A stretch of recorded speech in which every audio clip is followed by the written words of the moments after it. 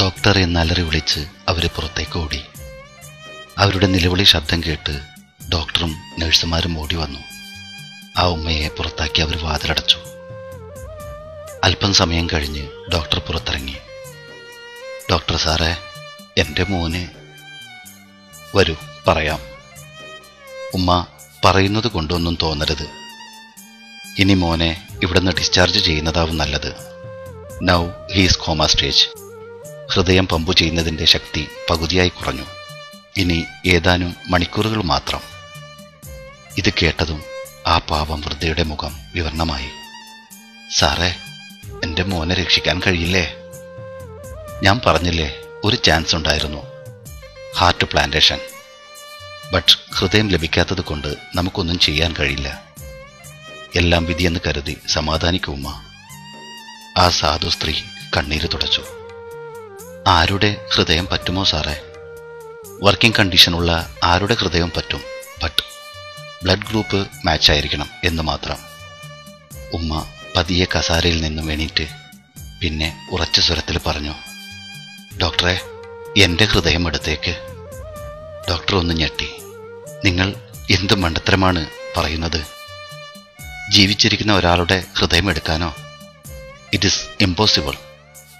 സാറേ, എനിക്ക് ജീവിക്കണ്ട. എൻ്റെ ഈ ഹൃദയം എടുത്ത് അവന് വച്ചേക്ക്. എന്നിട്ട് എൻ്റെ മോൻ്റെ ജീവൻ രക്ഷിക്കൂ സാറേ. ഞാൻ വേണേൽ സാറിൻ്റെ കാല് പിടിക്കാം. അവർ ഡോക്ടറുടെ കാലിലേക്ക് വീണു. ഏയ്, നിങ്ങൾ എന്ത് ഭ്രാന്താണ് ഈ കാണിക്കുന്നത്? എഴുന്നേൽക്കോ. അയാൾ അവരെ പിടിച്ചെഴുന്നേൽപ്പിച്ചു. ഉമ്മ, നിങ്ങൾ പറയുന്ന കാര്യം മെഡിക്കൽ എത്തിക്സിന് എതിരാണ്. ഞാൻ അങ്ങനെ ചെയ്താൽ അതൊരു കൊലപാതകമാണ്. നോക്കൂ ഉമ്മ, ഒരു ഡോക്ടർക്ക് ഒരാളുടെ ജീവൻ രക്ഷിക്കാൻ അധികാരമുള്ളൂ, ജീവൻ എടുക്കാൻ അധികാരമില്ല. എന്നാൽ എൻ്റെ മോൻ്റെ ജീവൻ രക്ഷിക്കൂ സാറേ. അയാളുടെ തല കുനിഞ്ഞു. എന്തേ കഴിയില്ല അല്ലേ? ഈ ലോകത്ത് ആർക്കും ആരെയും ജീവനെടുക്കാൻ അധികാരമില്ല. എന്നിട്ടും കോടതി ശിക്ഷ വിധിക്കുന്നത് എത്ര പ്രതികളെ ആരാചാര്യർ തൂക്കിക്കൊല്ലുന്നു, കുറ്റവാളികളെ പോലീസ് വെടിവെച്ചു കൊല്ലുന്നു. എന്തേ, അത് കൊലപാതകമല്ലേ? അതിന് ന്യായമായ കാരണമുണ്ട്. ഇതും അതുപോലെയല്ലേ ഡോക്ടറെ? എവിടെയും ന്യായമായ കാരണമില്ലേ? സ്വന്തം ചോരയിൽ പിറന്ന കുഞ്ഞിനെ രക്ഷിക്കാൻ ഒരു ഉമ്മാക്ക് അവകാശമില്ലേ? അവർ പൊട്ടിക്കരഞ്ഞു. നിങ്ങളുടെ ഈ വികാരം എനിക്ക് മനസ്സിലാകും. പക്ഷേ നിങ്ങളൊന്ന് ഓർക്കണം, നിങ്ങളുടെ മകനെ രക്ഷിക്കാൻ നിങ്ങൾ പകരം കൊടുക്കേണ്ടി വരുന്നത് നിങ്ങളുടെ ജീവനാണ്. ഡോക്ടർ സാറേ, ചോരയും നീരുള്ള പ്രായത്തിൽ മരിച്ചത് എൻ്റെ ഭർത്താവ്. ഞാൻ മറ്റൊരു കല്യാണം പോലും കഴിക്കാത്തത് അവനെ നോക്കാൻ വേണ്ടിയാണ്. എൻ്റെ പകുതിയിലധികം ആയുസ് ഞാൻ പിന്നിട്ട് കഴിഞ്ഞു. മരിക്കുന്ന നേരത്ത് അവൻ്റെ ബാപ്പ എന്നോട് ഒന്നേ ആവശ്യപ്പെട്ടുള്ളൂ, അവനെ നന്നായി നോക്കണമെന്ന്. എനിക്ക് വേണ്ടത് അവൻ്റെ സന്തോഷമാണ്. അതിനുവേണ്ടി എൻ്റെ ജീവൻ തരാനും ഞാൻ തയ്യാറാണ്. നിങ്ങൾ എന്തൊക്കെ പറഞ്ഞാലും എനിക്കതിന് സാധിക്കില്ല. ജീവിച്ചിരിക്കുന്ന ഒരാളുടെ ഹൃദയം മാറ്റിവെക്കാൻ എനിക്ക് കഴിയില്ല. അപ്പോൾ ഞാൻ മരിച്ചാലോ? ഡോക്ടർക്ക് എൻ്റെ ഹൃദയം അവന് കൊടുക്കാൻ കഴിയുമോ? അവരുടെ മാനസികാവസ്ഥ ഡോക്ടറെ ഭയപ്പെടുത്തി. അയാൾ എന്തെങ്കിലും പറയും മുമ്പേ ആ വൃദ്ധ ഡോക്ടറുടെ ടേബിളിലുണ്ടായിരുന്ന ചെറിയ കത്തിയെടുത്ത് സ്വന്തം കഴുത്തിലേക്ക് ചേർത്തു. ഇതങ്ങ് മുറിക്കട്ടെ സാറേ. എനിക്ക് ജീവനുള്ളതല്ലേ കുഴപ്പം? മരിച്ച ശരീരത്തിൽ നിന്നും ഡോക്ടർക്ക് ഹൃദയമെടുക്കുന്നതിനെ കൊണ്ട് കുഴപ്പമില്ലല്ലോ. ഏയ്, നിങ്ങൾ എന്ത് മണ്ടത്തര കാണിക്കുന്നത്? നിങ്ങളുടെ ബ്ലഡ് ഗ്രൂപ്പ് അയാളുടെ ബ്ലഡ് ഗ്രൂപ്പുമായി മാച്ച് ആവുന്നെങ്കിൽ മാത്രം എന്തെങ്കിലും ചെയ്യാൻ കഴിയൂ. എന്നാൽ ഡോക്ടർ സത്യം ചെയ്യ്, ശരിയാവുകയാണെങ്കിൽ ഓപ്പറേഷൻ ചെയ്യാമെന്ന്. അയാൾ എന്ത് ചെയ്യണമെന്നറിയാതെ ഒരു നിമിഷം നിന്ന്. സാറേ, സമയമില്ല, പറ. അവർ കത്തി ഒന്നുകൂടി കഴുത്തിലേക്ക് അമർത്തി. തൊലി ചെറുതായി മുറിഞ്ഞു, രക്തം പൊടിഞ്ഞു. ഏയ് no, please don't do like that. Okay, ഞാൻ സമ്മതിച്ചു. സിസ്റ്റർ, അയാൾ നഴ്സിനെ വിളിച്ചു. ഇവരുടെ രക്തം ഒന്ന് ചെക്ക് ചെയ്യൂ. വരൂ അമ്മ. അവർ രണ്ടുപേരും അകത്തേക്ക് പോയി. Doctor, it is miracle.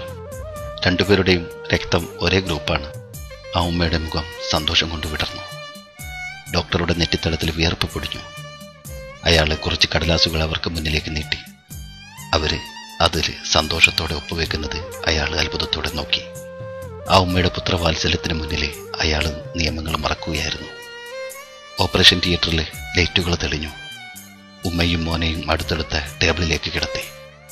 തലചരിച്ച് ആ ഉമ്മ മകനെ ഒന്ന് നോക്കി.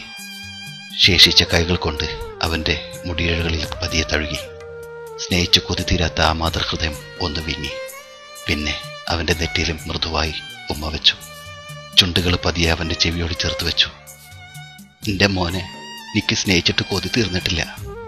ഈ ഓപ്പറേഷൻ കഴിഞ്ഞ് എൻ്റെ മോന് കണ്ണു തുറക്കുമ്പോഴേക്കും ഈ ഉമ്മ കണ്ണടച്ചിട്ടുണ്ടാവും.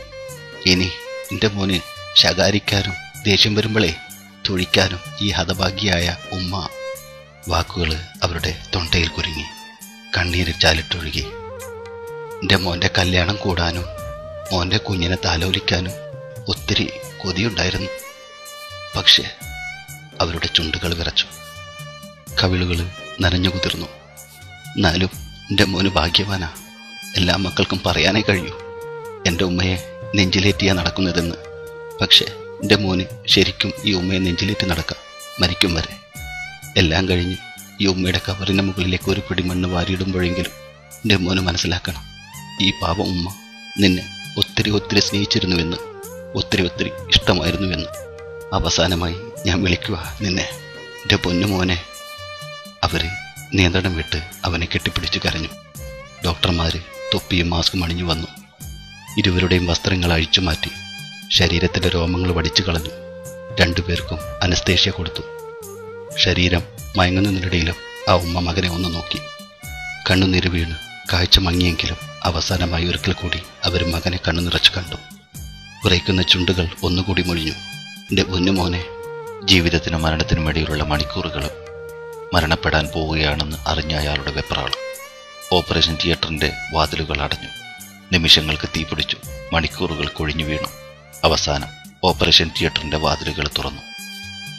പുറത്ത് കാത്തു നിൽക്കുന്നവരോട് ഡോക്ടർ പതിയെ പറഞ്ഞു, സക്സസ്. പക്ഷേ ഒരു വലിയ ഓപ്പറേഷൻ വിജയിച്ചതിൻ്റെ സന്തോഷമൊന്നും അയാളുടെ മുഖത്തുണ്ടായിരുന്നില്ല. തല താഴ്ത്തി അയാൾ നടന്നുപോയി. ആയാസപ്പെട്ട് അവന് കണ്ണുകൾ തുറന്നു. ഉമ്മയുടെ മിടിക്കുന്ന ഹൃദയം കൊണ്ട് അവൻ പുതുലോകം കാണുകയായിരുന്നു. അവൻ്റെ ചുറ്റിനും കൂട്ടുകാരെ എല്ലാവരുമുണ്ട്. അവന് അവരെ നോക്കി ഒന്ന് പുഞ്ചിരിച്ചു. എന്താടാ, എല്ലാവരും സങ്കടത്തോടെ ചത്തുപോയെന്ന് വിചാരിച്ചോ? അത്ര പെട്ടെന്നൊന്നും ദൈവത്തിന് എന്നെ അങ്ങോട്ട് വിളിക്കാൻ പറ്റില്ല മോനെ. ഡാ ജോക്കർമണി, കാവിലെ പൂരം അടുത്ത ആഴ്ച അല്ലേ? അടിച്ചു പൊളിക്കണം. നമുക്ക് ഒരു ബീവറേജ് തന്നെ വിലക്ക് വാങ്ങാം. കുടിച്ചു മരിക്കണം. പക്ഷേ അവൻ്റെ വാക്കുകൾ കൂട്ടുകാരെ സന്തോഷിപ്പിച്ചില്ല. ഡാ, പണം എങ്ങനെ ഉണ്ടാക്കുമെന്നോർത്താണ് വിഷമം. ഡേയ്, ആ തള്ളയുടെ മാല എൻ്റെ കയ്യിലുണ്ട്. അത് വിറ്റ് നമുക്ക് അടിച്ചു പൊളിക്കാം. പെട്ടെന്ന് ഡോക്ടർ അകത്തേക്ക് വന്നു. കൂട്ടുകാർ പുറത്തേക്ക് പോയി. അയാള് അവൻ്റെ അടുത്തിരുന്നു.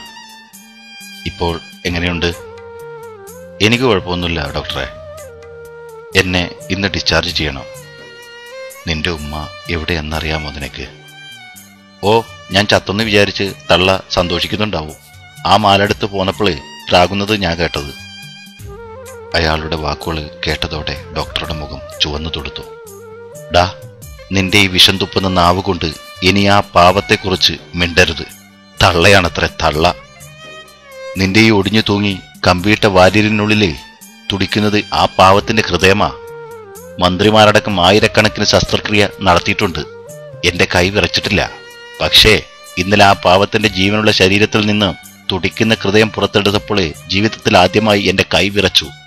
അവസാന ശ്വാസം വലിച്ചപ്പോൾ പോലും ആ പാവം നിന്നെ ഓർത്ത് മോനെ എന്ന് വിളിച്ച് ഒരു പിടച്ചിലോടെ ആ ശരീരം നിശ്ചലമായപ്പോൾ ഞാൻ കരഞ്ഞുപോയി, തളർന്നുപോയി. സ്വന്തം ജീവിതം കൊടുത്ത് മക്കളുടെ ജീവൻ രക്ഷിച്ച കഥ ഞാൻ പുരാണങ്ങളിൽ വായിച്ചിട്ടുണ്ട്. പക്ഷെ ജീവിതത്തിൽ ആദ്യമാ. മനുഷ്യജന്മം ധരിച്ച മാലാഖിയാണ് അവര്. 1000 കൊല്ലം തപസ്സിരുന്നാലും നിനക്ക് ഇതുപോലെ ഒരു ഉമ്മയെ കിട്ടില്ല. 1000 കൊല്ലം നീ പ്രയത്നിച്ചാലും നീ ചെയ്ത പാപങ്ങൾ പൊറുക്കപ്പെടില്ല. അമ്മ എന്ന വാക്കിന്റെ വിശുദ്ധിയും പെറ്റുമ്മയുടെ സ്നേഹവും തിരിച്ചറിയാതെ പോയ വിഡ്ഢിയാണ് നീ. നിന്റെ ഈ സിരകളിൽ ഒഴുകിയിരുന്ന മദ്യലഹരിയിൽ നീ നിന്റെ ഉമ്മയെ മറന്നു. പുത്രധർമ്മം മറന്നു. സ്വന്തം ഉമ്മയോട് മാതൃത്വം തെളിയിക്കാൻ പറഞ്ഞ ദ്രോഹിയാണ് നീ. ഏതു ഗംഗയിൽ മുങ്ങിയാലും നീ ചെയ്ത പാവം തീരില്ല. ലഹരി മരവിപ്പിച്ച നിന്റെ ഈ തലച്ചോറ് വെച്ച് നീ ഒന്ന് ചിന്തിക്ക്. അവന്റെ ഹൃദയം ഒന്ന് വിങ്ങി.